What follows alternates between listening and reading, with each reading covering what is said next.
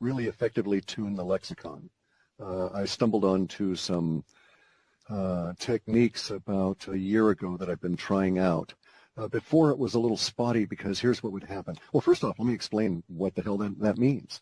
I have a big list of words. To each of the words is attached a bunch of numeric descriptions, and these numeric descriptions include time parameters. And so in tuning it, I would say make a forecast that we're going to have we're just making this up, we're going to have a Space Goat Farts episode of giant inflatable kitty cat get loose and terrorize Taiwan.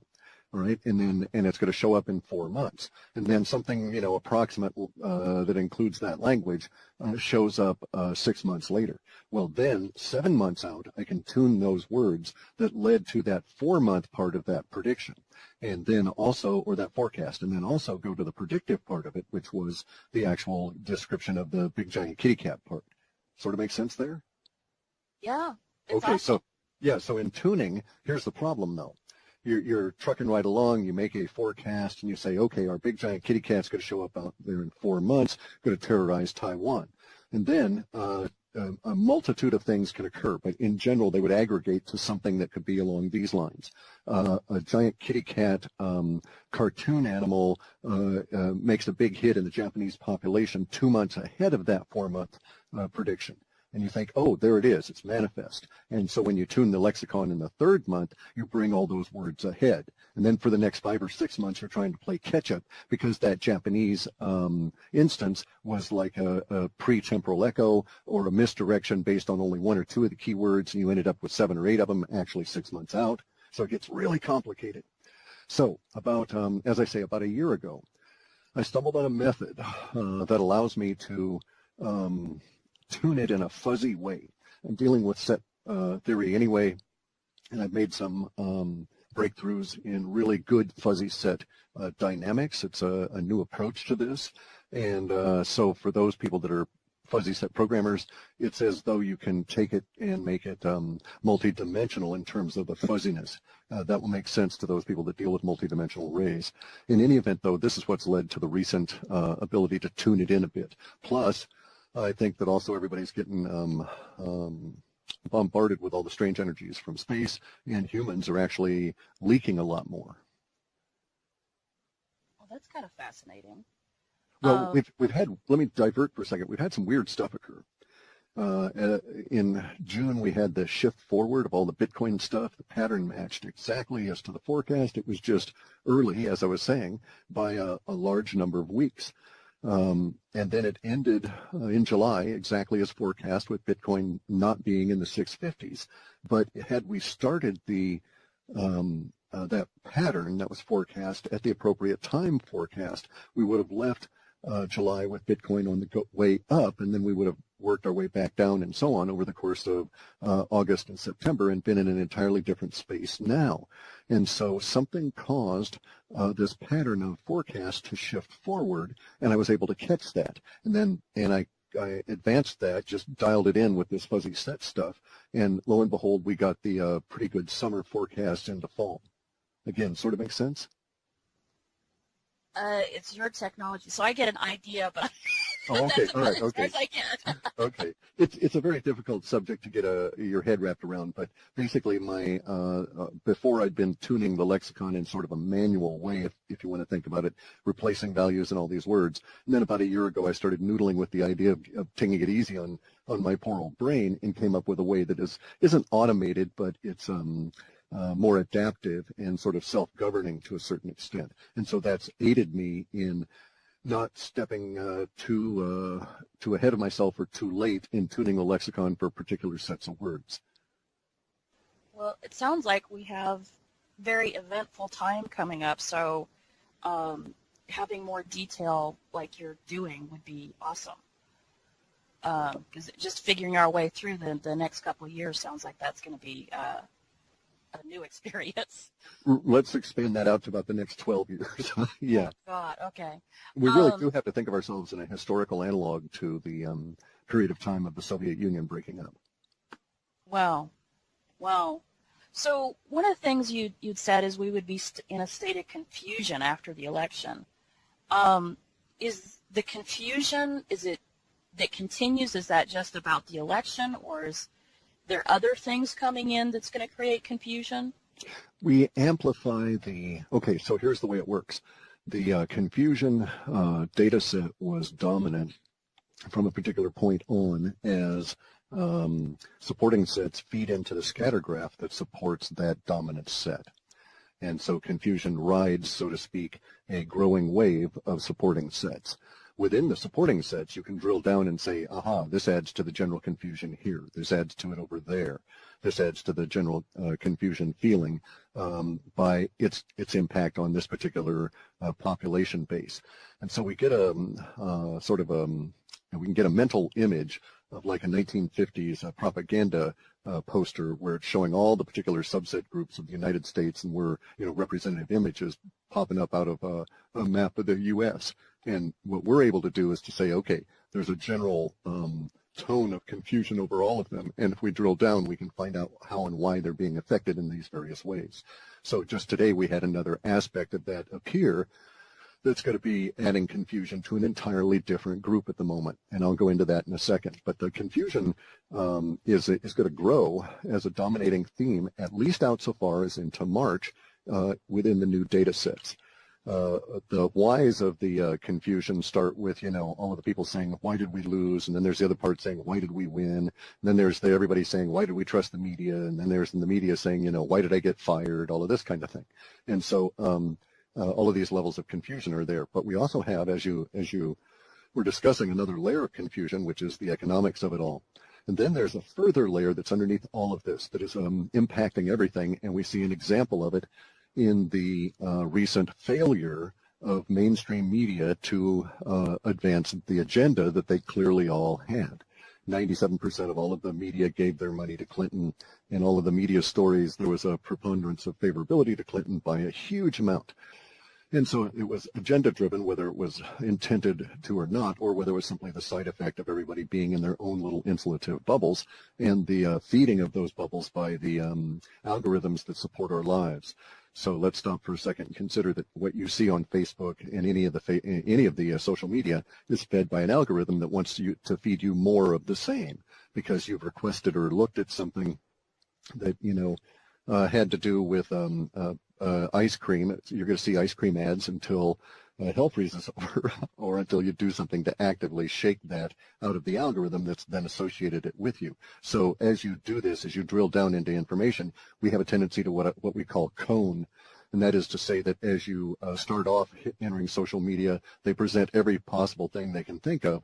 But the longer you are on there, the amount of variance that they provide to what they present you diminishes over time, until you end up spiraling in on a cone, so to speak, very much like you're inside a tornado dropping down into its hard little part at the bottom. And so you lose that divergence of opinion that you had initially, and you're unaware of it because it's subtle, and also because it's computer supported. And we have a tendency to do that kind of thing. It's called confirmation bias in our minds, even before computers came around. And so this kind of thing all that leads to the confusion as to why reality didn't work out the way our cones suggested that it should. And so that level of coning in has impacted and is impacting the information sources that form the cone themselves. As it's a difficult subject to get the idea across, but here's basically the idea. As the various agencies within the government lie in order to promote their own agenda and put out fake numbers that promote their own individual sub-agency agenda, all of those lies and fake numbers add up, and people that are up the food chain make decisions on those numbers, thinking, oh, I'm in the only layer that's lying about the numbers. We know the real numbers that are coming up to us, and we're just exaggerating them to make do for our stuff. And maybe some of them are sharp enough to say, well, I know that these are all inflated numbers, but for my own purposes, I'm going to inflate them even further. In any event, we get all of these numbers that, again, within the government, sort of go to the idea of coning in, or a confirmation bias, that it becomes self-feeding. And then once you're in it, you don't know that you're in it until something like this happens, the big upside-the-head slap with reality. And that's where the confusion comes in. We're seeing that now also in the data sets, as I say, all the way out through March, but what's going to take over is the confusion within the financial system that will also roll out into the economic and then into the fiscal systems that will result from an inability of people to understand what's going on in the bond market. And the first examples of this that we'll have should appear, according to the data sets, sometime before December 12th. And that emotional impact of these things appearing will ripple out, and we'll be all living with that emotional impact in late January through February. Again, I have a few more dates that are, sort of like emotionally hot dates, but I don't have exact dates for anything to occur, nor have I gotten into that level of the data sets at this point. So do the elite are confused by what the political outcome, and now it sounds like they're going to be confused by the financial outcome. We're all sort of confused too. Yeah. It goes deep. Yeah. Yeah. Okay. Amaranth has the next question. Okay, and I think it fits in well with what you discussed there, Clif, because the next little bit that we want to discuss or talk around is the entrainment technology. And I think a lot of the confusion might well be this technology breaking down, but I don't know. We had questions around that technology, and we wanted to know the technology, the entrainment technology. Could it be as bad as a physical frequency that's coming across televisions in some way or another, or like just a hypnotic repetition of memes? Or both of those, but yes, yeah. Both of those, yeah. And the forum member that asked this question asked further, what makes people susceptible to it? I mean, we were all sitting, when you started talking about the entrainment technology, we were all sitting thinking, oh heavens, are we entrained? So maybe you can talk a little bit about that, Clif? Sure. I want to return, by the way, back to the pyramid in our previous subject in a minute, and the confusion. Okay, but the entrainment technology is really sort of fascinating. They've been developing it easily since the 40s, if not earlier. There's a lot to suggest that Sigmund Freud, Shlomo, when he was writing there back in the 20s, in 1920s, was really the big piggyback point from which the idea of mind control or entrainment technology, as they call it today, took off. And the idea is as follows.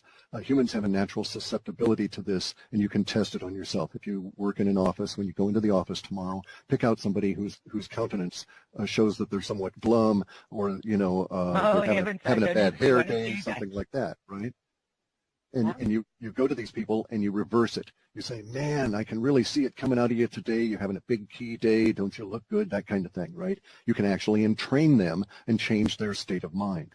Okay, so government and the powers that be know that this is feasible. We do it all the time. And what they've done is to advance it to something more of a scientific art. And some of that includes this subliminals, which are very powerful. But on top of that, now we have subliminals that are more than just visual. We've got an alpha carrier wave signal that can be pumped out through the electronic media that is not just television. It's anything that runs at the 1080i frequency. So if you've got a really good cell phone, it'll also get you there if you're not aware of it. What is shocking, it turns out, when confusing to the powers that be, was how the population fractured out. So, in other words, they assumed by their own cocooning into their little cones of information that their numbers were accurate because of certain indicators that they thought they had seen, and they were misinterpreting what was going on. And the indicators seemed to suggest that the entrainment technology was going to be better than 60% of the general population, and would certainly be better than 70% of the voting population. And so they thought they would have a real effective tool here. And you're correct, they actually shut it off as near as I can tell. And that's why we had this hard crash for so many people that were entrained to a very particular vision, and then they ran into reality. So this is very much the same that we see with the explosions of large cults, the that sort of same kind of an effect where everybody's walking around dazed and sort of, okay, what happened here? Why, why aren't we where we should be, because everybody was involved with it. All the energy and key was straightforward. It was never allowed to be anything else. You see this with people that are extracted from, abusive religions where it's hugely mind control, and they suffer the same kind of an effect. Now we're seeing it with quite a number of people in no support system to catch them, and so they're somewhat vulnerable to being reused should that sort of arise, that someone wanted to do it. But that's really what we're looking at, is an alpha carrier wave that pumps up the signals that are coming through both visually and through the auditory channels. And there's probably more than what you're able to hear. So the alpha wave signal puts you into a receptive state. It can be maintained. You feel good when you're listening to it. You feel tremendous when you're sharing the vision with others. There's this feedback loop that touches all of the sorry, I can't think of the name of them at the moment, but those points in the brain that are producers of the natural opiates of the brain. So you get a really good flow from all of this. And that when that was removed, a lot of people actually crashed. And it was, if you look at it, it's like you were watching a lot of people, that had some bad drugs at a rave. Yeah. So to kind of get out of that entrained state, it's basically turn it off. I think that there are, and I'm going to be doing a big, or not a big, but for me a lot of work in a video about this subject. But I think there's a little bit more to it, and it's more easily defeated at other levels if one examines what's going on. And so, for instance, I'm pretty sure that one could defeat the technology through diet and through appropriate water management. That is to say, keeping yourself not dehydrated, that you're all plumped up and your cells are hydrated and everything's functioning. There's things you can do at a physical level that I think make the entrainment technology far less powerful within the particular mind whose body is in that particular state. Yeah, that's good news. Okay, and yeah, probably, by the way, probably wearing the, if you could get hold of it, real tin foil probably would help, because there's these things out there called Gwen towers, and we're all subject to huge amounts of electromagnetic pollution now. So I'm certain that the carrier waves are also being broadcast out within that part of our matrix. And so just walking around, you're going to be subjected to it. Yeah, look, I'd rather drink good water than wear a tinfoil hat. I'm telling you. Okay. Yeah, same here. Let's step off here and hand over to, I think Disaster Cat is going to take it from me here. Okay. Thank you. Okay, Clif, the next question is, post-election, the U.S. is starting to look more like countries experiencing a color revolution. It looks to us, particularly people outside, that the United States is becoming very divided and angry. Family and friends aren't speaking to each other. I see that on Facebook, people unfriending themselves because who they voted for. How much of this conflict is really genuine, and how much is being just encouraged to destabilize the country? And if that's happening, who benefits from the country being destabilized? The latter I don't know, because that goes to intent. I know that, for instance, some of the minions along the way, anybody at the head of the purple, like the Clintons with their new purple suits, obviously stand to benefit. The question about how much of it is genuine or legitimate, I've got to say it's probably 100%, although the outcome and the bad behavior and so on, I think, is actually being simply, I think that's the component that's being manipulated. So through the entrainment technology, good, bad, or indifferent, in the sense that the coning tends to provide us with walls. So even those people that are not voters, that just didn't want to hear anything about it, they put walls around themselves, and they are actually sort of violently anti-voters, if you see what I'm saying. And so they're actually adding to the negative angst that everybody's got as a result of this. Now, how much of it is augmented by our situation at the moment within the media and the technology is difficult to say, because, see, here's the problem. At its core, all of the bad feelings, all of the fierce tendency to fight this thing through to the end kind of a deal, and the emotional levels involved, admittedly augmented by the media, admittedly pumped up by technologies we cannot ascertain its total effect of, all resolve down to bad money, though. Everybody is aware of how bad the situation is, in spite, and even if they're not admitting it to themselves, even if they're not acknowledging it, even if they're not speaking of it, if they read no literature about it, if their cone is so tightly screwed down that they're living in the bubble world created by the media or one of their own, they nonetheless feel in their interaction with the rest of the reality that something is not right. And that goes all the way down to the money as we are becoming basically unglued from the empire of the dollar. If you go and you read history, if you read like any of the writers in Rome at the time of the degradation of the denarius, when people bitched about it, you'll see that within the next 200 years, we have what we here call the fall of the Roman Empire. And all of the writers along that period of time could be millennials. If you're reading what they're talking about when these men in Rome were in their 20s and 30s, it's the same language that you see now in all of the video blogs and regular blogs, absent the social justice component. But nonetheless, there was even sort of a hint of that at the time, and that was even, about the slave system in Rome and getting rid of it and all of that sort of thing. Again, a component driven by the degradation of the money. It was getting harder and harder to support slaves, and they weren't providing as much benefit for basically a point of negative returns. And you see that with all of the millennials, too. So do you see any states in the U.S. actually leaving the Union or succeeding or a civil war or anything like that? Okay, so again, we have a very top-level set of contention, and we have all kinds of supporting sets underneath that forecast language. So as of this particular point, in analyzing any of the language going forward, we don't have anything that says that there is a successful move in that direction over these next 18 months.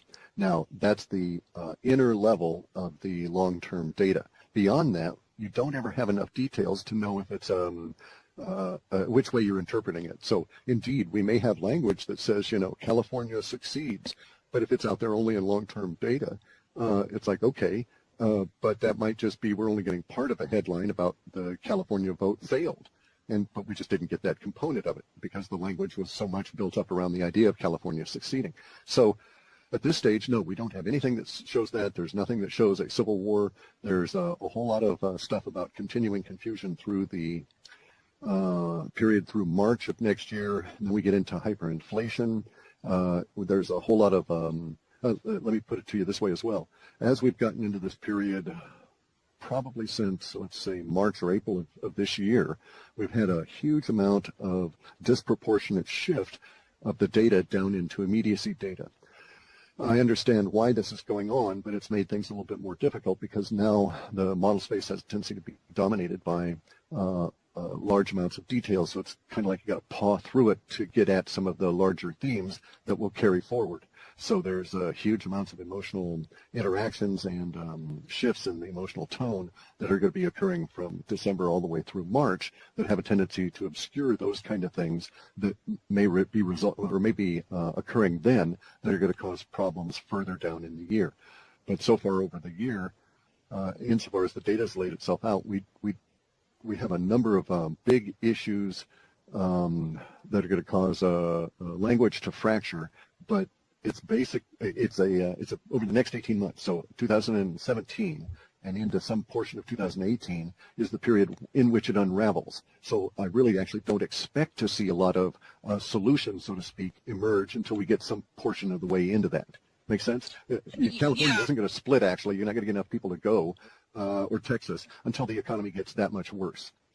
Okay. Well, the other question that was submitted, and this is really a two-part question, but do you think Trump will make it to the inauguration, or will there be more surprises? And if he does, was he selected to be a patsy to blame for the coming economic crisis or the coming economic problems, or it's just coincidence, basically? No, he's not. They may have decided that they were going to select him. In fact, from all appearances, Hillary wanted to run against him. But Trump, if he had had a heart attack and not made it into the primary even, there would have been another Trump-like being to emerge because he's just simply the man of he's a man of the times. Or, he fits with the times and he's riding that particular wave.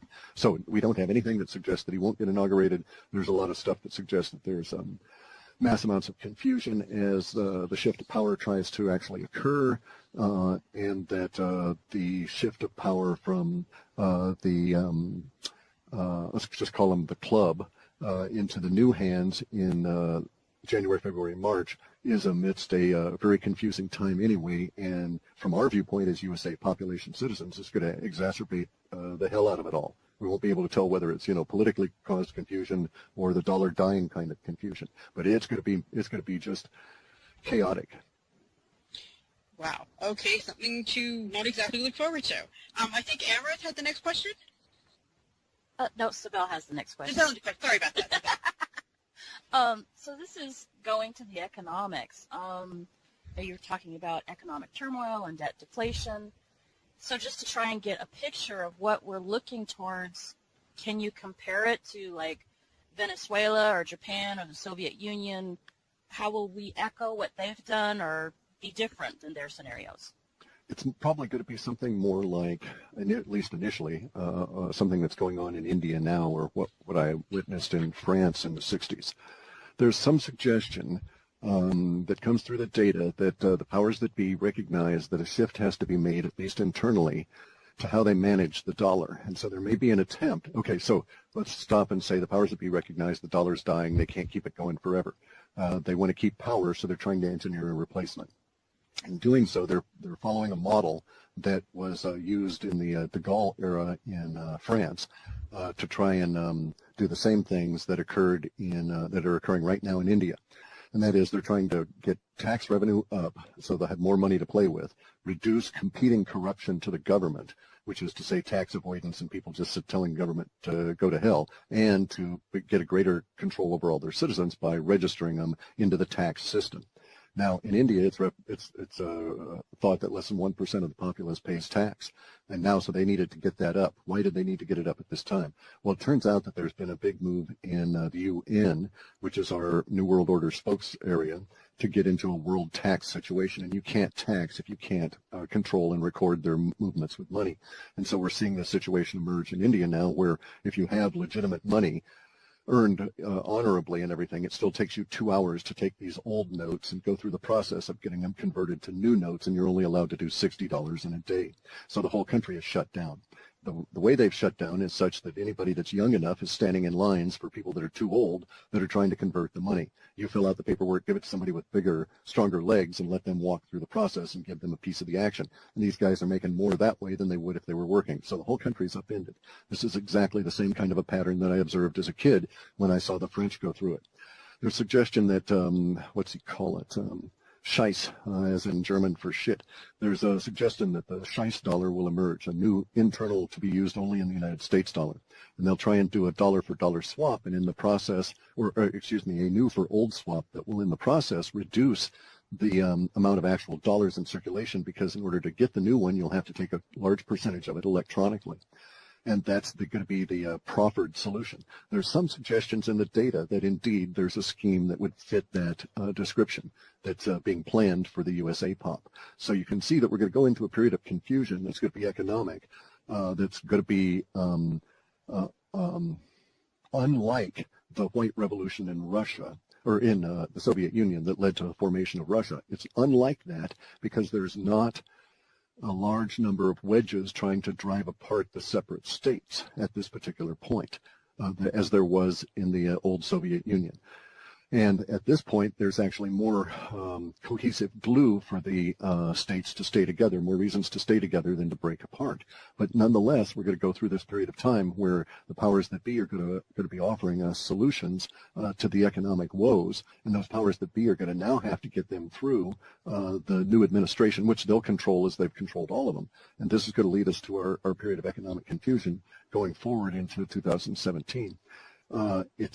It's really interesting as you watch these larger themes at work, such as the idea of a global tax. And then instead of paying taxes to your local sovereign government, you would pay them to a UN that would then feed them back out the way the federal government feeds them back out to the various different states. And the level of control of that is just huge. And at the same time, you can sit here in the United States and say, nope, that ain't going to happen. that cannot work.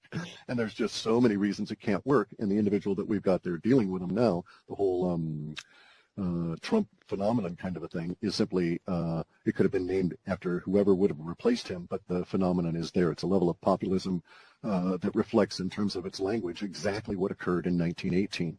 And I think if we wanted to take a more accurate model of what might happen here in the United States, we could sort of take India today and try and lay it on top of the United States from 1918 to 1926. And you'll see that there's going to be levels of conflict as they attempt at the top to force us to go through a model that the populace at the moment doesn't want to have anything to do with. And so that level of chaos is coming to us. I'm not suggesting that everybody run out and get cash, because at any given moment they can just decide, as they did in India, hey, none of those green monies, no money issued before any day, issued before today is good. In order to, have a good U.S. dollar, our new U.S. der Scheiß dollar, it's got to be this baby blue. And so you're going to have baby blue dollars. So if you've got old green dollars, red dollars, whatever colors, you got to bring them in and swap them. And, oh, by the way, maybe we'll give you one for each one of your 5 old dollars. And that can be done at their whim. So the idea of saving currency and stuff makes no sense. And that's what really ticked off the people in France who were anti-tax at the time, because in the 60s it was estimated that only 4% of the people actually paid income tax in France. Now I think it's as high as 11 or 12%. Well, in America, we're so tracked and taxed. I mean, they know where our cell phone is. They know how we spend our money on our debit card. So would the main point then just be to be reducing cash circulation? Yeah, there's 2 points there. Yes, they have. You're quite correct. Every person can be tracked down to the individual movements, but at some point you have to understand that's drowning in data. Finding any meaningful information out of that involves many, many, many people to track one individual. What I really liked with the movies about that guy, Jason Bourne, those movies, here was this guy admittedly educated by the CIA, but it showed how labor-intensive it was for the government to be fascist in the day of our current technology. There were hundreds and hundreds of people in the CIA's, representation in the movie attempting to come to grips with this guy. And this guy admittedly knew things, but it's not that difficult to get a book and learn how to disappear and cause these people no end of trouble, because they assume that your cell phone has the geolocation turned on. Those are real easy to disable. They assume all of this stuff that, basically you're going to be on the grid, and it's real easy to drop off the grid, and then finding you becomes a real huge task, as we see illustrated there. So they're in a situation where fundamentally the numbers are that they cannot win. And even the Chinese recognize this. The Chinese' greatest fear, by the way, is an economic conditions that will cause the fracturing of their society and lead to a civil war there. And we're actually, here in the United States, much more vulnerable to a Chinese civil war, I think, than we are to one within our own borders. And that will have to do a lot with the breakdown of the just-in-time supply system and the way the money's going to go and the pressure it's going to put on government. And government, by the way, is not really necessarily forward-looking or acting. They're usually reactive. And so by the time government gets around to doing anything about it, the crisis has been solved by the local community, usually, if the government doesn't interfere, and they're on to something else. So we're into that level of degrading empire, if you will, and where you are and the conditions you're going to be in are going to be fine for perhaps, a little bit, and then wonky for a while, and then you move over a state and it seems fine. And so we're just into this period of, I want to say, the new normal finally breaking down. It has to do, again, though, with the same kind of things that occurred with the Roman Empire and all these other currencies as they've degraded. Yeah. Well, in India, I heard that 86% of the cash was made invalid, and I can't imagine how you do transactions. Well, you don't, and It would stop all transactions, pretty much. It pretty much has. Now, of course, admittedly, their transaction base was at a smaller level in terms of what we would think of as microtransactions. You're not spending $5 to $9 for lunch every day, that sort of thing. So what we would think of as microtransactions, but that 86% disappearance or made illegal of those particular notes has hugely impacted. And that's just the kind of thing we saw in France. And in France, they were months in rioting, months of discontent, 2 years of a social unrest. And in India, because of the size of the population and the numbers involved, I actually think that they may risk getting to the point where it snowballs beyond the ability of the governmental bodies to control at all. So they may not be able to undo what's going on now. For instance, here's a quick scenario. Say that they go 2 or 3 more weeks down the road, and you've got takes you 2 hours to get $60 per person per day, and the whole country is ground to a halt, and barely anything is going along. And the economic impact of sucking 2 hours out of everybody's day just to get this kind of money becomes apparent to government, and they decide they're going to react and, okay, we've had enough, we're going to undo it. That would be the worst possible thing they could do. Absolutely create vast quantities of chaos, because it would in one fell swoop sever any idea of confidence in currency, because you would recognize, wait a second, now they're saying we can use these notes, and instantly it's all gone, and then the rush into gold, silver, and anything of value would be at a level that these people could not even imagine, even based on what they're seeing now. And I've heard anecdotally from reliable sources that are on the scene there, that are in the business of moving metals from around India legally. You know, they're legal salespeople at supporting the jewelry industry, that it's chaotic, that some of the larger areas have got multi-hour lines just to be admitted to jewelry stores, just to be able to turn over some of that money to buy gold. And now on the wholesale end, there's something of a conundrum. Do they or do they not accept cash for gold? The wholesale guys are starting to think, no, they only want to deal electronically, because they don't want to be caught holding vast quantities of 500 and 1,000 rupee notes. Yeah. So back to the U.S. We've got, you had in reports for quite a while about seniors mobbing and rioting, and so seniors' money can be in 401ks, it can be in stocks, pension funds, Social Security. How will these different sources fare? We don't. The picture we have, I can't really determine that. I can make a guess, okay, because the picture we have shows the descriptions appear in spring. The descriptions of what's going on are, if you will, in a background that suggests spring-like weather.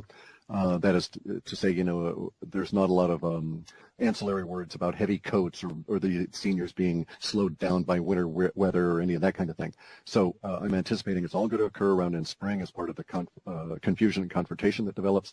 And it appears as though we're not looking at that many banking facilities. So here's the thing. The mobs descriptions that we've had in the data are all pretty much going, let's say 90% of those are going to the idea of people within government offices. This would have a tendency to suggest that we're talking about Social Security and other government funded programs as being very significantly impacted, to the point that it got people off their couch and into the office to try and remedy a situation that was affecting them personally. There's also a certain amount of focus within those same data sets towards the ephemeral forms of protest, which is to say people that ran into problems accessing funds electronically. That covers such a huge area that I'm not able to isolate whether we're talking about some kind of a trading account or a retirement payment that isn't made that should have been deposited electronically, or even a Social Security check that should have been deposited electronically. So there's a certain amount of overlap to that, but in the electronic part of it not working is what motivates a lot of these people into the government offices. There's about maybe 10% of the overall data sets that are talking about people in non-government offices that are describing situations where they're dealing with a commercial operation that actually these guys are much more brutal than the fellows in the government. So it's going to be rather chaotic, and we'll see this language, I think, in March or so. It's going to have an impact, of course, from that point forward. So I think of that as one of the things that, I hate to use the term now that we brought up the Purple Revolution stuff, but I think of that as coloring the tone of the rest of the year. That is to say that, early in the year, in March, we have these very disconcerting scenes show up through media about, covering all of these people responding to the sudden crushing of their economic world. Yeah, I could see certainly, pensions and stocks and those things being more vulnerable than Social Security, because food stamps and Social Security can keep people at a bare minimum. There's issues there, though. Yes, you're correct, but they don't mail out Social Security anymore, and they don't mail out food stamps. So those are run by a couple of the big banks. Once the big banks start going into major hyper freak out mode, a lot of their services are going to fail, and that's going to leave a lot of people high and dry just on that part of the infrastructure failure alone. Even if there was no, let's call it active decision to shut off money. And I don't even know that it's that. The data sets would not tend to support an interpretation that the government decides to shut off Social Security. Rather, what would seem to be occurring, and that we're in it right now, comes to me, and I have to give credit to Jim Sinclair and Bill Holter because of their analysis of my work and their own sources. They describe it as a currency event. And so they go into some we went into it yesterday, but eventually it kind of boils down to this, that the interest rate stuff, or whatever it's going to occur before around early December that carries over into the next year, is going to cause a currency event that has an analog in what happened when Reagan was inaugurated. So Reagan gets inaugurated, and then we have a rush into gold as the money dies, and they had to bring in Paul Volcker, who had to put on his I'm the head Nazi boots, walk around and basically bitch slap everybody with 17 to 20% interest rates in a very short period of time to try and save the dollar. We're at an analog of that period that's multiplied by the size of the debt, the amount of people, the modern communication, etc. So it will be much more confusing. It will require those same kind of personalities probably multiplied by 10, and I don't know that we'll get those. And the results or potential is much more magnified as well in terms of how that's going to occur. So you could find within a very short period of time that even though they're issuing Social Security checks, they become relatively meaningless. By that, I don't know how much of a devaluation might occur, but we've already seen in some places in India where people are so desperate to deal with their currency that they can't legally trade that they're willing to take a 75% haircut to get new bills for old. And that was similar to what we saw in France with illegal money. So under those circumstances, you're basically having money chaos. And in that kind of an environment, the idea that all of a sudden the, terrible things you buy, the fizzy drinks are up 5 times in cost, that sort of thing happens extremely rapidly. So I can see that. I can see Social Security people reacting as a result of that kind of a thing occurring over these next 4 months. Yeah, they would. Thank you. Melody's up next. Yeah, Cliff, in this question, we go back to the other generation, the other direction. And the question is, Strauss and Howie popularized the idea of regular generational shifts in their book, The Fourth Turning. Now, they said that the fourth turning, or the crisis period, would last from about 2005 to 2025. Similar situations prior fourth turnings they cited in the U.S. would be the Civil War, the war between the states, a combination of the Great Depression and World War II, among others. Now, the millennial generation of this cycle would normally be labeled the hero archetype using their theory, but many so far see them as the snowflake generation. What are the challenges that particularly the long-term data, the short-term data, are playing for the millennials, and how do you see them rising or falling to the challenges they're going to have to meet? Well, the data sets are saying they've really got it. It really is a super series of challenges for them, and the idea of being in a template like that is accurate. So will they fail? I don't know. As a generation, those are composed of, hundreds of millions of individuals, and so we have a long way to go to see if we can make that kind of a decision. Now, there's a lot to suggest that indeed they're going to be dynamically responding to the challenge. Now, that doesn't mean that they'll be smart enough to rise above it and get their personal lives in order and be contributing, or as opposed to simply adding to the noise. So let's deal with a couple of issues with the noise right there. We do not have the demographics that support turning the millennial generation into another cultural revolution like they did in China. That may be the intent with the Soros guys. That goes to the why issue and the intent. I don't know why they would do such a thing, but there are indeed signs of that. But the demographics don't support it. And then also, the poor generation has come up through the schooling that has led them to the inability to accept things in a brutally real world that's getting more brutal by the day. And so I think actually that it's harsh to say it this way, But Universe obviously wanted it this way because it allowed the school system to not prepare these people. And so it wanted to take a whole generation here in the USA Pop, put them into a school system that coddled them all of their lives, such that by the time they became young adults, they had had no experience with any form of, with building character or revealing their character to deal with negative circumstances. And then Universe is going to slap them with the hardest negative circumstances that we've seen in perhaps, let's say, 7 or 8 generations.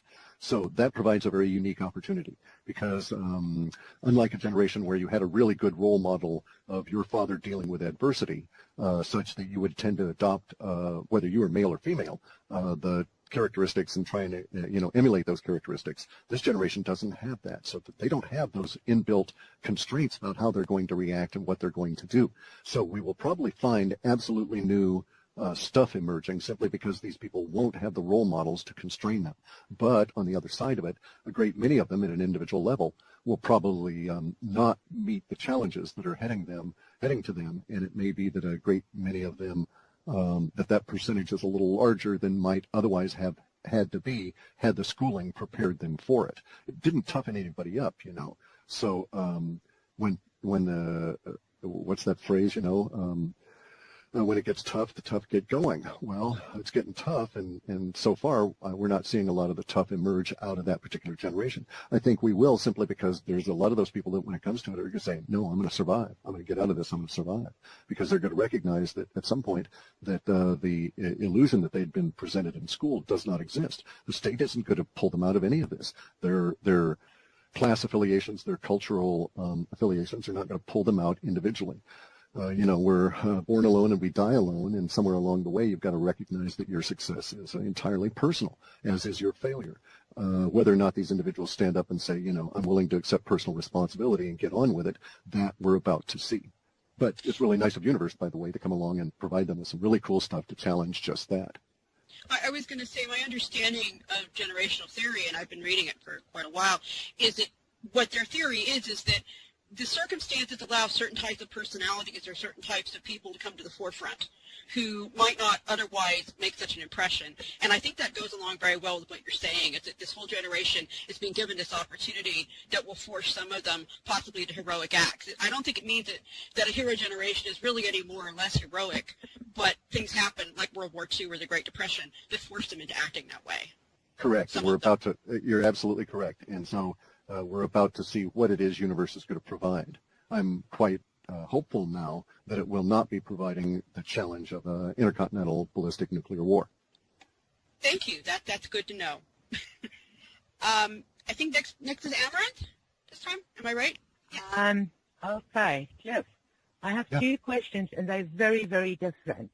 And the first one I'm reading from the forum, and the question is, what is it, 21, yeah?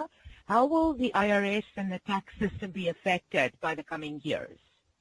Initially, we still have building in the data sets for the tax revolt here in USA Pop. That's going to be visible to in the media in March and April of this year, and it's going to continue on as a boiling pot all through 2017. We don't have data that gives me a good feeling about the institution. We don't have any data whatsoever to support a peaceful or nice resolution to the issues that will be resolved or will be brought up in March. So there are data sets that show that the IRS is going to be a pain in the ass to the incoming political people because of whatever it is that comes out January and February that leads to the population decided, okay, I've had enough of this stuff in March and April.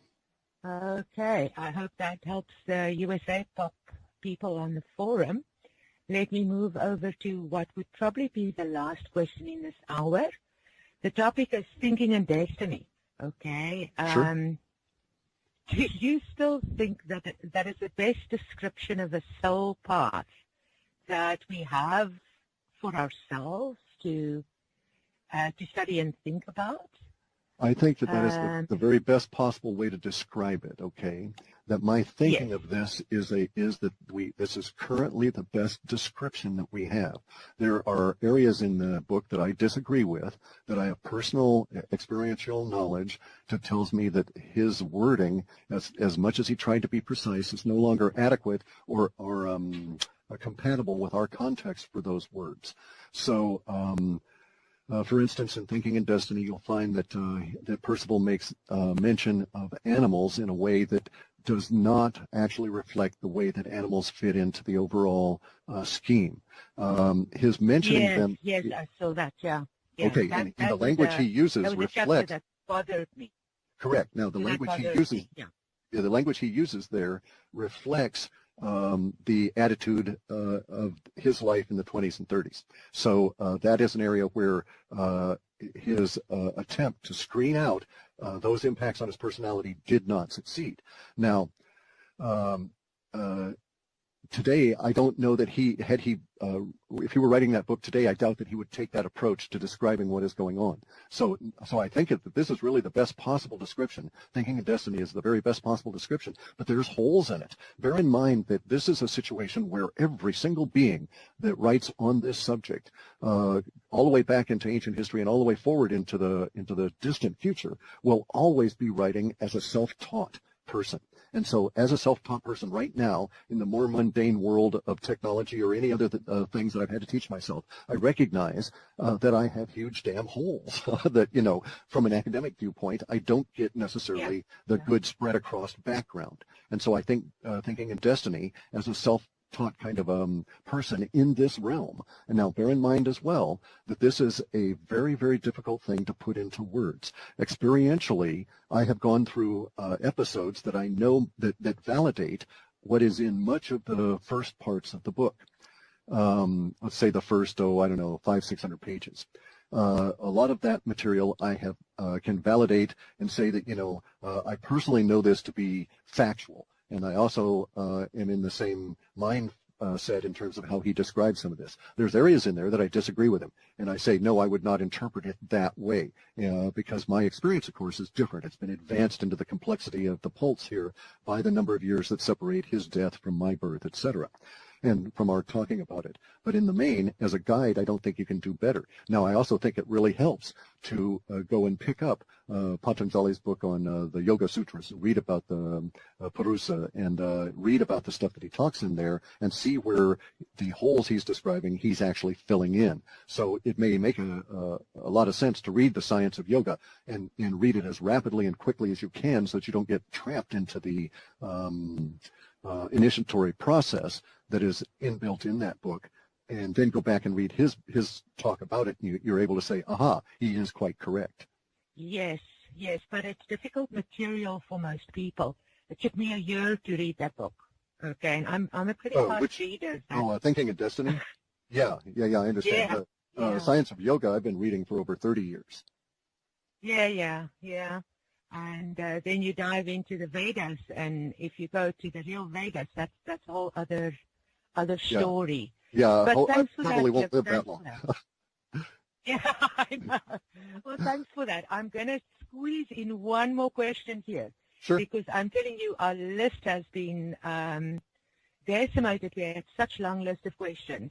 Clif, where is Julian Assange? I don't have information I can share on personalities because I don't trust it, okay? Those areas that I do trust have a tendency to concentrate the negative. My interpretations of that are based on my particular appreciation of the context of that negative. So I cannot say that. I mean, I just don't know. I get weird information. Sometimes I trust, and this is an area where it's so easily polluted, I'm just going to stay away from. Much easier, for instance, to talk about what's going on in Antarctica with the pyramid showing up, the fact that the John Kerry was down there, and that the Pope of the Eastern Church, as well as the the Pope of the Catholics, was down in Antarctica. So some big stuff is going down there. Julian Assange, it's personalities, And also, by the way, Thinking in Destiny, pointedly ahead of that question, his destiny, we know where it leads. Yes, we do. Okay, Sibel, over to you to bring it in. Yes. Well, thank you so much, Clif. I can go a little longer if you want. If you want to take a few more, I can give you another half hour. Oh, awesome. Wonderful. I would love that. Do you have any word on the water protectors movement, the ones that have been fighting the Dakota Access Pipeline? Yeah, I have data sets that forecast certain outcomes there, and this is part of the confusion. Okay, let me see if I can set it as a background. The winter's going to come on in and push the parties apart and dampen down confrontation such that it will go, according to the data sets, go into like a hiatus that'll go over December and the early part of January and into February. And then we have a whole lot of stuff that seems to be like an early spring blossoming that comes out in February. Some of this stuff, almost all of it seems to appear beyond the 24th of January. That's when the scattergraph starts getting filled, so to speak. The balloon starts getting enlarged. And so at that point, we have the pipeline issue come back up, along with some other energy issues. Now, we have to also look at what's going to be happening within the framework of the management structure in Washington, D.C. at the time, because the data sets are forecasting that the pipeline issues and that confrontation are going to cause a huge problem within what we could laughingly call government, all the way from the people on the ground all the way up through the command and control structure as the various different competing interests start pulling us apart. So you'll be able to see, I think, if you want to look at it one way, the pipeline issue is going to be a wedge that's going to fracture and expose different parts of the fracturing in the government, and we'll see that sometime in February. It's going to contribute to our economic issues in the government part of it with budgets and stuff in March. Yeah, I saw that Trump is actually asking about reopening the Keystone pipeline. Yeah, yeah. But so the other question I have about the water protectors is that their form of protests, they are committed to being peaceful. They are committed to praying for their enemies and praying for the children of both sides. So it's a very different kind of commitment and movement. Do you see that expanding? Yeah, that's actually the ethos. So we know that there's some successful resolution on the part of that ethos, because it emerges, and that's what is the powering later on of the people that are going out to do the cleanup in the ocean. That was been in the data for, years now.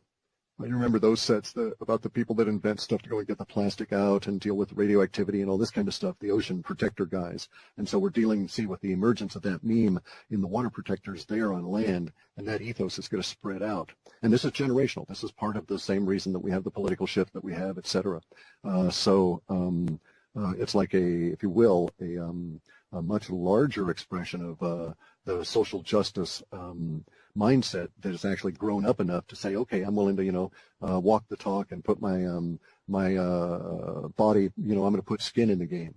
And so that's kind of what we're seeing at the moment. And it's going to run smack into the commercial problems, and that's, some of the issues we see in the data for March. Yeah, they picked the biggest boogeyman we got, pretty much. to fight. Exactly so. Yep. Okay. And then Melody has a question. Yes, Clif, I was just wondering, because you touched on it just when we thought we had to end, can you go in a little bit more to what may be going on in Antarctica, please? Sure.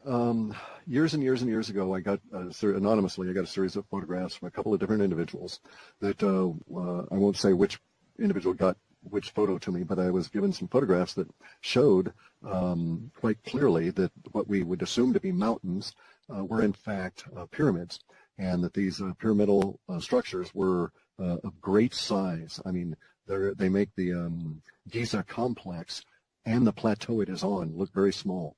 And so the pictures I was given showed the mountains from a distance, people hiking through the snow, sort of a party of people out on an extreme expedition, and they hiked towards the mountains. And the story was that they got off their track. They were able to get these photographs. They found some just really fascinating stuff, not just the pyramids themselves, but getting into, because we're talking extreme hiker guys here that had been out hiking and were fit and everything and knew what they were doing. These guys are used to mountainous terrains. They knew what they were observing. They saw marks in the rocks. They fell into a path, so to speak, that was cut as though a modern day rock climber would do it, but you could tell from the look and the types of symbols that it was not so. It was very ancient. And so they get to this place where they see this sort of little valley, and then the photographs taken of some of the little marks, and then photographs of these people crossing the valley, and you realize as you're about halfway through the valley that the photos you've been shown in sequence, taken, I don't know how big the valley is, I could calculate it, never even really thought about it, but taken over the course of a long day's walk, shows that you're in fact walking towards a pyramid and not a mountain. And then by the time they get there at the late evening, and the sunset is such. The sunset is illuminating a huge, huge arched door that is perhaps 10 or 20 stories above their heads. And I don't know where they are on that pyramid relative to the arch in terms of they weren't taking the photo from the bottom of the pyramid. This was taken, and maybe they climbed up into the pyramid for an hour or more. And so a huge arch that is like 90 meters high in the middle of the arch and maybe 40 meters wide at the base. And you can tell this is a doorway. It's all iced over. There's ice on everything. But anyway, so the photos quite clearly show that this is a structure that was built by intelligent beings. We don't know if we're talking men or what, and that it is encased with ice, but doesn't necessarily mean it isn't occupied or still viable in whatever way, whatever it's supposed to do. Now, the interesting part of this is that these guys get the photos. The fellow that tells me his tale says that, he barely had a chance to, I don't understand some of the stuff he was talking about because I'm not a photographer, but you have to apparently deal with film. These are old film shots that were done in the 70s or 80s. And you have to deal with film in that environment in a particular way. He had to do all of that, had barely achieved that as they were walking back away from the pyramid when they were swept down upon by helicopters. Now, they had been told, according to him, that no helicopters could come and rescue him because the conditions were such that the helicopters couldn't be flying. And yet here the helicopters came in and got him and flew him out of this valley once it had been discovered that they'd strayed off of their particular path and it ended up here. And they were given a very brusque put off back to where they should have been to embark onto their boat several hours ahead of when they should have been there, because they were technically going to have another day and a half to walk back from where they were. They were all planned for their particular expedition. So they were basically kicked out of Antarctica for having walked into this area. And they were smart enough not to bring up any of this. So insofar as the powers that be were concerned, I don't know that they knew that these guys had gotten to the pyramid or had in fact discovered the path that led them there as being this ancient walking trail. Is there any information on what spurred Kerry to go and the other leaders to go there right now? We have weird stuff in space goat farts, okay? And it's a really strange picture because what it's presenting would, I'm going to paraphrase and not go into all of the different language because I haven't interpreted it totally. But basically it's showing us a picture of John Kerry as a prelate, as a pontiff, a pope, to a particular mindset, if you will, or a group of individuals that include some people out of the Council on Foreign Relations. I don't think the data is trying to say that he's a pontiff or is a religious fellow like that, but rather that he is the representative of a particular set of eyes that share a common view of the world that we might consider to be religious. And so we have that as the data sets. We just have a weird kind of a picture of the religions being shaken up by the stuff coming out of there. So this adds to the confusion, again, that really starts building in March, and it contributes to the greater levels of confusion that are more in the global Western global pop that are in August, September, and October of next year. So there's sort of whatever we get in the late February through April, we have a temporal echo that will appear sometime after August. May include part of August, I can't tell at this stage. But it's an emotional temporal echo that will include this shake-up, or I don't want to say disillusionment, but rather, very much upheaval within a religion that's also contributing to all the crud in March. Well, that leads really well into the next question, your mentioning of the Western issues. This question is, in the November report, you mentioned infighting in Europe.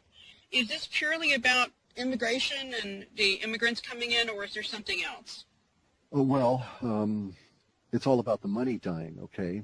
This is exactly the same thing as occurred in the Roman Empire when the denarius was polluted. The denarius was a silver coin and a gold coin and a copper coin, and they polluted the silver and the gold coin by adulterating the metals. And over time, that led to large population shifts. People had to work harder, et cetera, because you just were not getting paid as much as you were in the past. And that's really what's going on at this stage.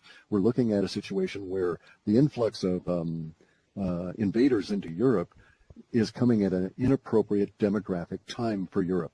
There may be those people that think that Europe needs an open immigration policy, as does the United States, in order to sustain the social dynamics of our social contract. That is to say, our version of pension systems require that X number of people come in to support you and so on. But right now what we're dealing with, and what we have been dealing with since the 70s, is the outbreak of bad money. Because bad money means that you need more people in the supporting chain to support each and every one of the retirees. And we have a system of the demographics working against the retirement systems as it is anyway, because there's not been, for instance, anything close to a population boom necessary to support the baby boomers as they retire in the standard course of events relative to Social Security. Same thing is true in Europe. So the socialist systems that we have that provide the safety networks operate on the idea of basically exploiting the cheap labor of the young. And if you don't produce enough young to exploit, you have to import them. And thus we have the immigration policies in North America and in Europe that favor basically the government in one way or another turning a blind eye and letting it all happen. Now, the problem in Europe is even further exacerbated because the economic system and the demographics are degrading around the bad money of money they cannot control. So these are there's this famous saying in Gaul, or Gaul is in tres part divisio. France can be divided into three parts, Caesar says. And he goes on to describe what it's like in France, which is basically the other side of the Roman Empire. They were sort of like Mexico is to the United States. And so he was saying that, oh, you can divide Gaul up into these three chunks. And he divided them based on how far out the Roman money spread into what was France. And so we could do that same thing, and we can say, okay, those countries that are furthest away from the dollar are going to have their problems earliest. And turns out that those countries that are furthest away from the dollar are down in South America. And now we know that Egypt is further out than India, but Hungary was further out than either of those. And Uzbekistan was further out than either of those as well. But now India is further out from the dollar than every place else, and it's having its problems. Well, in this next year, Europe is going to be furthest out from the dollar, and they're going to start showing the problems very much the same way that France, as an economic, even though although it was barter and what the Romans considered barbarian, it was an economic state that failed, that caused the Gaulish peoples to try and emigrate to where there was work, where there was money. And that's basically why they went into Rome. And they had a further pressure in that the Huns, the German population, was even further away from the center of the denarius, and they had been most recently conquered, so they were the most recently pissed off, and they were putting pressure on the Gauls to move in there. And this is exactly what's happening now. As the dollar rots, it's rotting from the outside, moving in. So the next up to face the kind of stuff going on in India, as we've seen in the language always precedes the axe, and they're talking about it now, it'll be a cash run in Europe. And when that happens, all of these immigrants or invaders, however you want to think of them, with no support system, no family to feed them, all of this kind of stuff, and the social internet infrastructure of the European society breaking down, we're going to see pop war break out like you wouldn't believe, because it's going to be a fight for survival. Okay, well, that lends to Alan Moore's question, which is basically, he says the last time the Muslims were driven out of Europe was the Crusades. Well, I have to question that one. I know that. I'm a historian. That is not my question, but I'm reading it for him. Okay. But leaving that aside, Alan says this time, will they be driven out by the locals or by benefits running out? Can they adapt to Western culture, or will they force Europe to adapt to their culture again? I think it's probably a bit more complex than that, but what do you think? There's a biological component that it needs to be addressed, okay? Again, this sounds harsh, but we have to deal with this kind of stuff.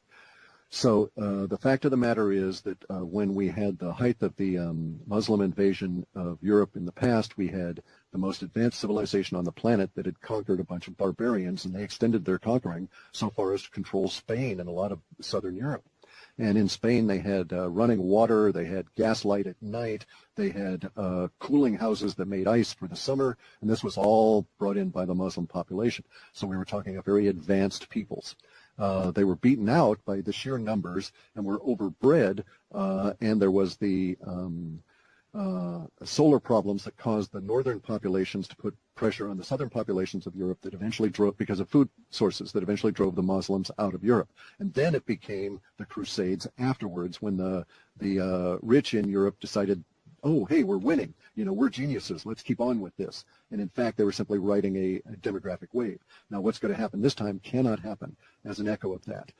For a couple of different reasons. We'd never, ever repeat the past, and rhymes are only faint anyway because of things that are occurring now relative to the complexity of the pulse. But here's what's going to occur. We're now reaching our 52nd or 3rd generation of religiously enhanced, augmented inbreeding in Muslim populations. Okay, so at the time that we had Cadiz with gaslight and engineering for new bridges and so forth for the Muslim population, we had a Muslim population that was barely out 8 or 9 generations into Muhammad's edict that says it's okay and in fact preferable to marry your first cousin. He says it's preferable to marry your first cousin because it has a tendency to concentrate wealth in the families, and it's put in the Quran because of the economic issues that were besetting Islam at the time that it started. And so they needed to do everything they could not to be bled dry. And so a lot of it, the language in the Quran is all about money. And so in this instance, we now have had the impact of that, where we've had 50-plus generations of inbreeding to the point where invaders or immigrants in Denmark took the population of children with special needs from a relatively small number in the single digits, and now in some school districts, it's over 53% of the population of the children. And that's been averaged out by the existing population that was there. So in the numbers are staggering. Before the immigrants were allowed X amount of mental services required in school system, within 2 months of immigrants being allowed in Denmark, a 353% increase in the demand for those services and X amount not being met because they were totally swamped. So we're now dealing with a population that, like I said, this is harsh, but it's the result of inbreeding. If you continuously produce humans or any population bred to first cousins, you will produce a population that is aggressive, short-tempered, short attention span, intellectually deficient in many different ways, and we see this playing out in reality. And I like looking at reality, however harsh it is, because at some point I'll be dead and I won't be able to, and I'll have to take all these images with me to sort them all out. But when we look at reality, we find, in fact, there are more books written in small hamlets in Germany than in all of Islam. There's more books translated out of one particular small company that does translations in Romania than in all of the Islamic states. And it has to do with what's been going on. And this is not new. I mean, this has been going on for generations, but it's a tipping of what used to be. Look at how much of our language we owe to Islam and how much of it is all focused on science. Algebra, algebra. It's all of these kind of words, alcohol, all of these come from the Arabic. And so much of our language in the science realm and math world comes from the Arabic. But you don't see that today. You don't see the math geniuses arising from that population. And I suggest that under current situation, as long as that breeding trend is enforced by the religion, you won't see those populations producing such geniuses. So at this particular moment, the odds don't favor the immigrants being able to pull off a successful settlement when faced with a crumbling currency that's going to make the local populace desperate to stay alive and not able to deal with competition. In spite of age differences, in spite of the aging population and so on, the data sets seem to suggest that we're going to see something that would be akin to the 1800s, in which the Muslim population was forced out in what we'll have to just at this point call ethnic cleansing. I was going to ask about that because my husband has a PhD essentially in the European migration age through the Norse, and he has noticed that what seems to be happening now is almost a reverse of when people from the North moved in. What you were describing, it's much more complicated than just people moving, but when the Roman Empire was ending and people were coming north to south because of a whole lot of things like the weather changing, which it really did, and land washing away and currency and everything. And now he said it's very hard to stop a mass folk migration when people just start moving. And that's been my concern, is how do you stop people from coming? Because the Mediterranean's there and people just get on boats. Right, exactly. Well, lots of them drowned, and then there's, of course, the The way it's going to stop, actually, is going to be by the, in terms of the data, is going to be pretty much the same thing that occurred when the yellow hordes, Genghis Khan, invaded Europe due to the same kind of migratory pressures, that is to say, climate and the failure of the local economy to support the populations. And so Temujin led them into Europe, and then they met sufficient enough resistance that the column was stopped, and then they sort of settled where they were at, and declared it sort of a status quo. So we may see that indeed there's a caliphate that arises out of the bumbling of the Council on Foreign Relations and these guys' control of the Middle East. Maybe they really screwed it up, and we actually get them all to solidify, and we get a caliphate that emerges from there. The new boundaries of that caliphatic state with Europe may include small parts of Italy. It may include parts of Spain the way it has in the past. It may reach over into northern Africa. These things have yet to be determined, as the populations are going to have to sort this out, as fundamentally what's going to drive them is going to be at this stage actually just those things that you bring up, weather and the failure of currency, which goes to the ability of the individuals to survive. Thank you. That was very insightful.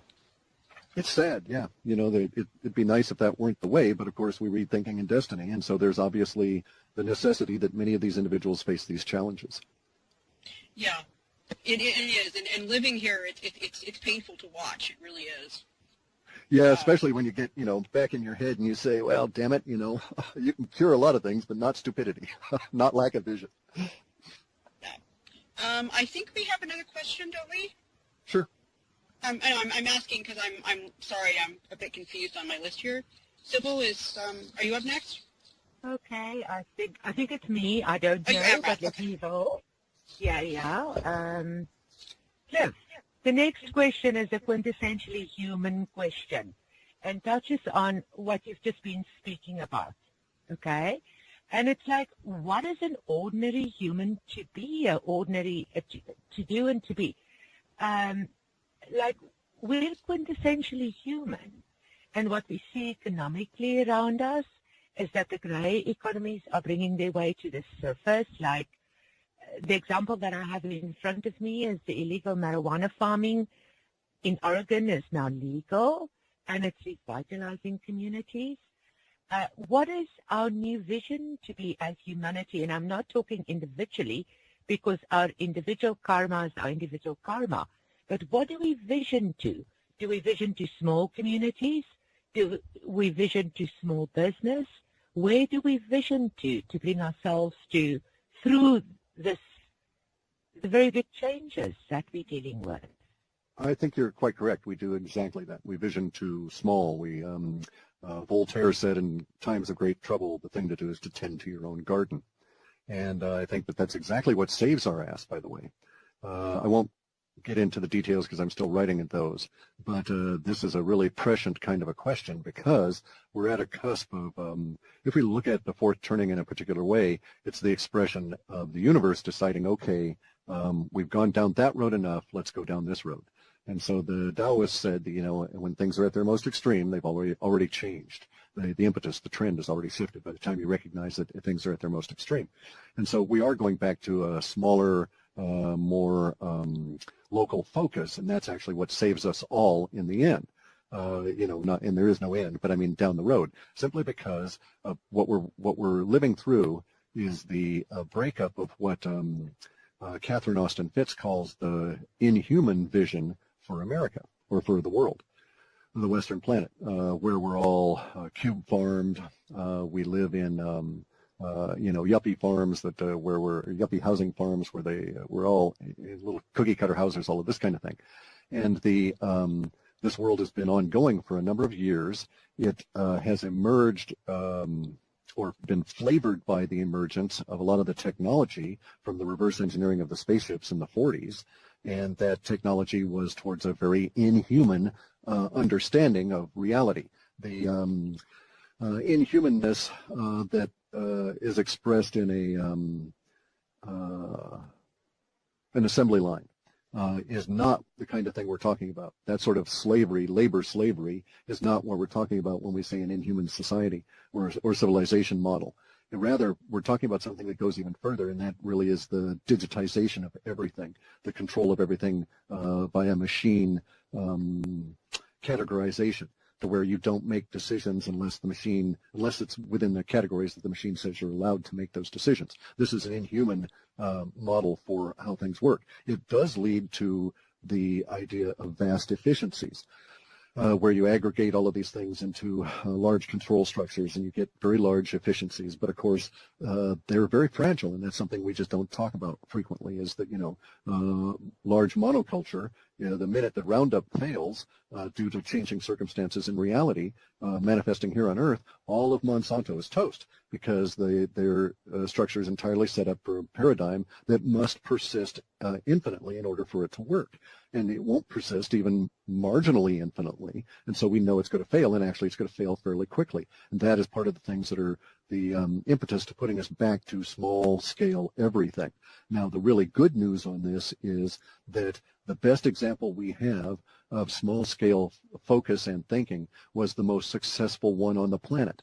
And unfortunately, it was destroyed by big machine warfare, but it was the pre-Bolshevik Revolution model for agribusiness that existed throughout what we came to call the Soviet Union. But at that point, we would have called Greater Russia, because Russia was indeed in the 1900s, early 1900s. It was extending all the way over into Siberia at that point. And this agriculture model extended all the way with it. And it was just fantastically effective. And it'll probably be something close to that we end up emulating in terms of our production. So I think that's how you do it. That's how you come through it all. Now, of course, you can take it all the way down through the jump into it, dive in even deeper, and think to yourself, okay, focus on the small, and take it all the way down into focusing on changing myself, giving myself the support and the tools I need to get through very chaotic times. And so if you're particularly prone to a type of a reaction in chaos, you recognize that and you take appropriate steps to deal with that, so that that reaction of your own does not alter or color or inform your necessary decisions in the hard times ahead. Because as we say hard, what we really need to understand is there's a context to this hardness that needs to be understood for all of the kids out there that are just going to be hearing this and starting to wake up a bit. And that is that this hardness means that you will be faced with challenges, and you'll be having to make decisions and react to those challenges. And in many cases, you won't be able to compensate or to recover from a bad choice. So that's what's hard. You make a decision, you roll the dice, and you can't recover from that decision, and it puts you into an even worse situation. And so that's the harshness, the nature of reality that's been hidden by the schooling system in much of the Western world for this past couple of generations, and that's what these kids are going to have to deal with as we go forward. The good news about it, though, is that a focus even down to an individual level, even concentrating on yourself amidst the chaos of everything that's going on around you, is an effective strategy, because you can give yourself meditative techniques, physical techniques to keep you out of the entrainment of other people, make your mind strong, your body strong, and like I've been saying since probably 2003, get strong to go long. And drink good water. Yes, indeed. Yes. Yeah. Bags of mostly water. We need to have a lot of it in us, yes. Yeah, and all of that we need to do, perhaps despite the laws. That's the issue. The government. Yeah, see, there's the thing, I personally have been in that state where actions of mine that I took on a basis for, 20 plus years were illegal at the time that I was taking them in the country I was doing. So under those circumstances, I'm not criticizing, but I was well aware of the risk that I was taking, and I did so in an aware fashion, knowing the consequences that would happen. And I was also actively working to change those states so it would not be illegal anymore. But I think you'll find that a lot of the stuff that is now on the books and this sort of thing for laws is just going to fade away. We just won't be able to afford them anymore as we get into this period of the dollar dying. It's really a strange phenomenon, but if you go and look, you see that in the time of the currency swap in France, the amount of legislative activity and all this kind of stuff just dropped down to nothing, as we now see with what's going on in Spain. Spain is having a dollar crisis that has basically rendered them without a federal government, and they have not been out producing all kinds of laws and crap. So we're going to be getting back to that situation here in the United States where the federal government won't be able to afford to pay people to sit around and bitch and moan and fight about stuff that's not important. Okay, that's the good news, right? That's the good news. I think that's good news, yeah. Yeah, over to Fidel. I'm going to have to take off, guys. We're going to have to break off now, I'm afraid. And your perfect timing. That was our last question. Oh, well, Thank good you. deal then. Yeah, thank you so much for all your time. And we'll be putting this up on YouTube and pass it over to you. And for listeners, you can get his reports on halfpasthuman.com. And if you want to talk to other folks that read his reports, you can go to the webbotforum.com as well. So thank you for your time, Clif. Thank you very much, guys. It was fun. All right, thanks. Bye. Bye.